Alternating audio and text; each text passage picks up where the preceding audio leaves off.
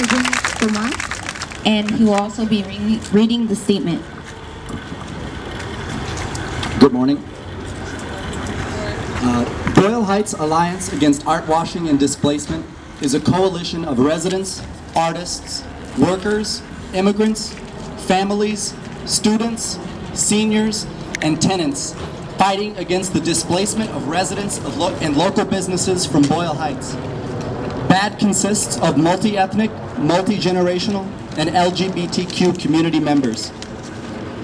Today we are here in response to the racist accusations that the LAPD and the galleries have made against the community protesting gentrification in Boyle Heights.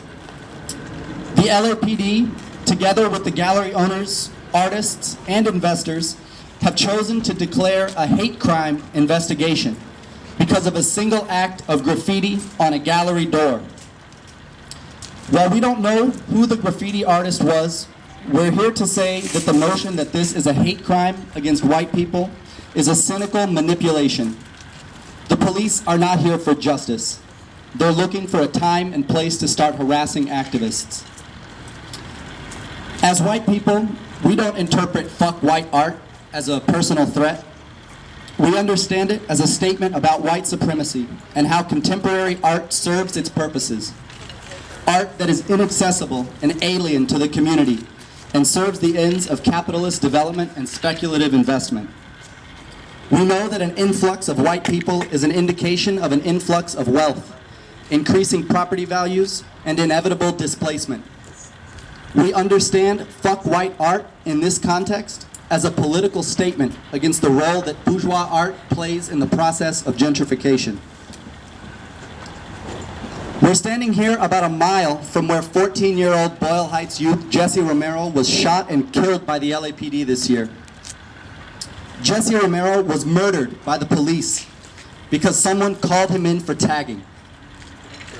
When these gallerists call the police to investigate graffiti on their roll-up gates, they are pointing a gun at the youth in this neighborhood, and they are threatening those who raise their fists in protest with jail or death.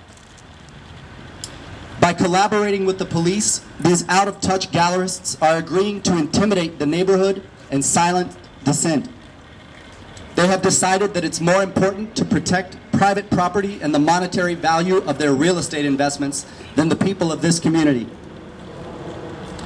LAPD has already killed 5 Boyle Heights residents so far this year.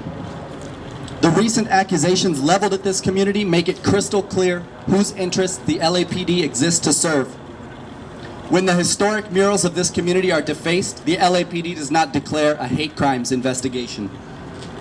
When community members request the services of LAPD, they are ignored or forced to wait hours to receive even the most apathetic, lackluster response.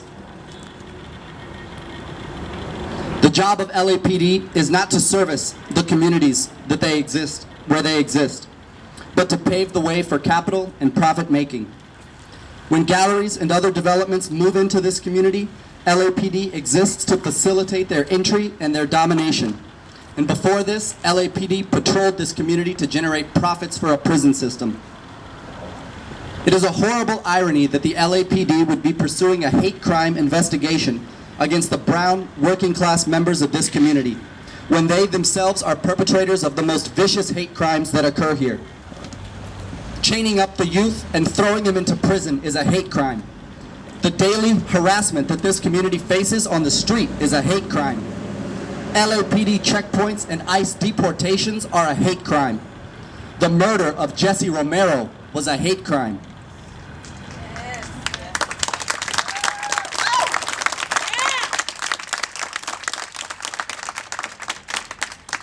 The continued refusal of LAPD to hold their officers accountable for these crimes is a hate crime. How hypocritical of an organization with this history to be leveling accusations of hate crime against a community's struggle to solve the problems that LAPD has been instrumental in cementing here. We understand the history of LAPD, now and then, and this blatant attempt to intimidate and criminalize resistance only continues the LAPD's bloody legacy in Boyle Heights. This community has a long history of activism and organized resistance.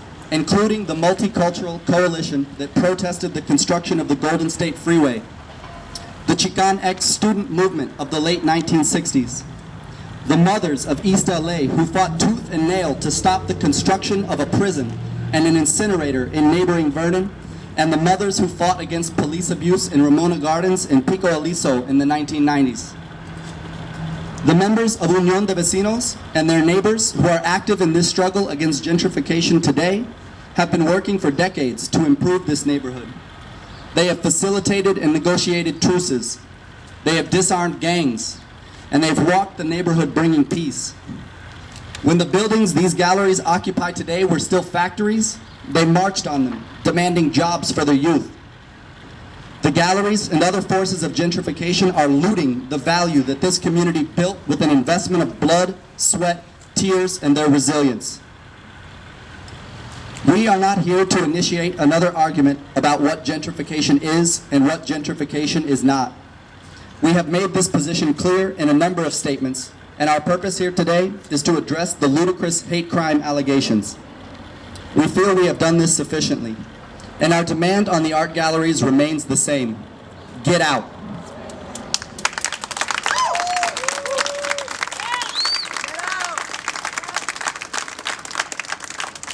This demand is non-negotiable.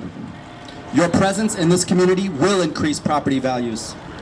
Your presence here will displace families from their homes, their cultures, and their histories. You have to choose to not take part in this process, which thus far you've only furthered. Your art is not more important than this community's right to exist.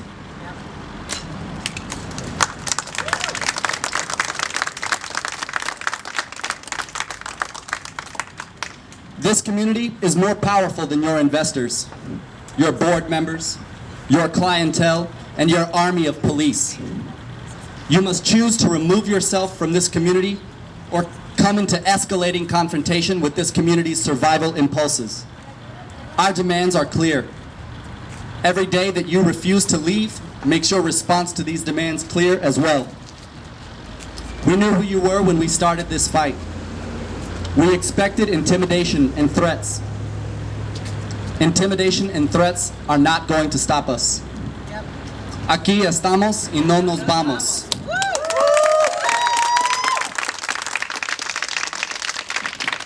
Thank you. Thank you, Tomás.